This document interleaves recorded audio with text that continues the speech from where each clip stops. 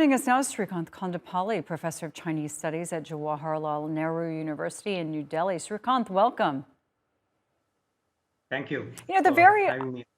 great. The very ideology of the Communist Party is collectivity. And Xi Jinping's predecessors took measures to make sure that one person could not gain too much power. Over the last 10 years, Xi rolled those back. Is there an argument to be made that Xi now has too much power? Absolutely. The thing that we saw yesterday morning on Hu Jintao being ushered out of the party congress venue, that indicates the change in the system in China currently.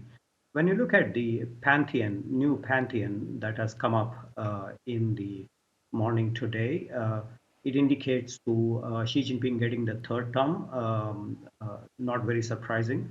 But what was important was Li Qiang was considered to be the number two in the hierarchy.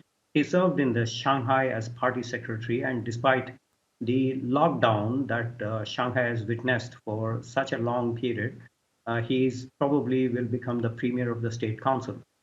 Chao Lachi was in the previous administration as well, controlling the Commission for Discipline Inspection, which basically looks at the dossiers of the Communist Party cadres. Possibly he would be now heading the National People's Congress or CPPCC, a consultative agency. Wang Huning is termed as number 4 in the hierarchy.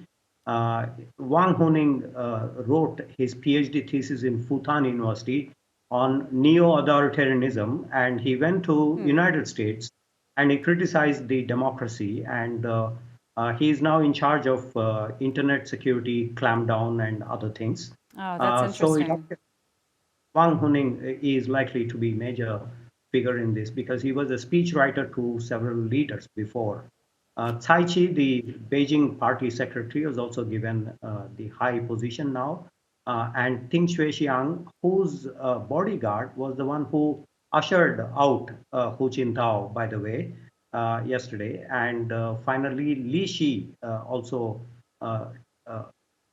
loyalist for Xi Jinping. So when you look at the 6 other Politburo Standing Committee members, all of them are loyal to Xi Jinping.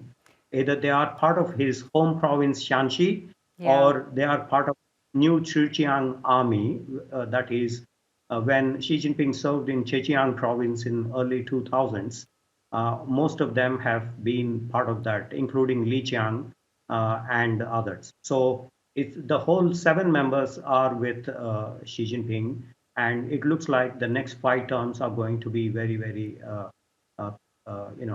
prominent in terms of no dissidents for Xi Jinping, which also means no pluralism and no dissent at all.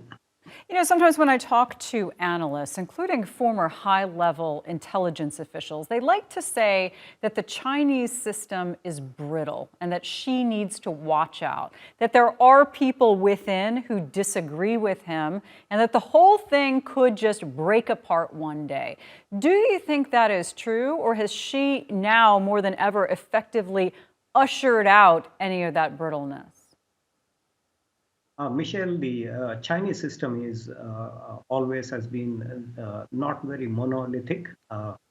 They have accommodated dissent within the party. Mao Zedong used to call this as a two-line struggle. So today we see, and during Jiang Zemin, Hu Jintao's time, there was the collective leadership.